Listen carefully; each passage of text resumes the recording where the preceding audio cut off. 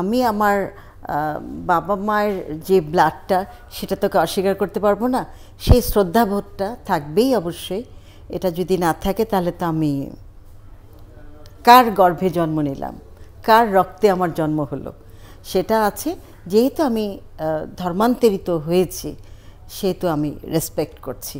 হ্যাঁ, কিন্তু আপনি যে কারণে হয়েছিলেন সে কারণটা তো আর টিকেনি, যে কারণে আপনি আর পূর্বের ধর্মে যাওয়া না টিকুক, আমি তো চেঞ্জ করে ফেলেছি। চেঞ্জ করে ফেলেছেন, পিছনে যাওয়া যাবে না, ওইটা আর যাওয়া যাবে না। এটা কি আপনাদের ধর্মে আর আপনি গেলেও আপনাকে গ্রহণ না করার কি কোনো কথা আছে? গ্রহণ না করার কোনো ব্যাপার না, কিন্তু আমি যাব না, আমার মতন করে আমি থাকতে চাই। একই ঘটনা কিন্তু অপু বিশ্বাসের ক্ষেত্রেও হয়েছিল। অপু বিশ্বাস নাম পরিবর্তন করে অপু ইসলাম খান রেখেছিলেন। পরবর্তীতে আমি তাকে ইন্টারভিউতে জিজ্ঞেস করার পর সে কিন্তু এখানে একটি বিতর্কিত কথা বলেছে যে না, আমি এখন আর মুসলমান নই, আমি আমার পূর্বের ধর্মই পালন করি। আমি কখনোই বলিনি, কিন্তু আর আমি রেসপেক্ট আছে আমার। আমি যেমন দুর্গাপূজা হলে দেখতে যাই, যেটা সবার মতন করে যাই, আমার ফ্যামিলির অনেকেই যায়, তাদের সাথেও যাই। এবং কলকাতায়ও যখন যাই, যখন পুজো টুজো থাকে যাই।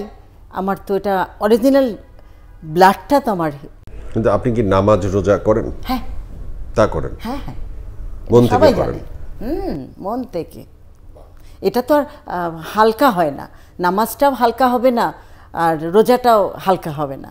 আপা, অনেক সিনেমা আপনি করেছেন, অনেক ছবির নায়িকা আপনি, নায়িকা সহনায়িকা বিভিন্ন সময়। সহনায়িকা করিনি, দুই নায়িকার এক নায়িকা বহু করেছেন আপা। দুই নায়িকা সেটা সহনায়িকা না, দুই নায়িকা, প্যারালাল নায়িকা করেছেন।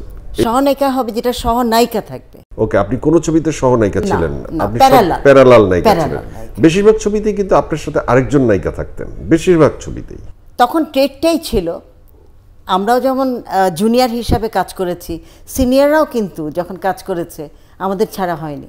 ওকে, তখন দুটো নায়িকা মিলেই একটি ছবি হতো। হ্যাঁ, একটা ছবি হতো এবং দুটো হিরো থাকতো।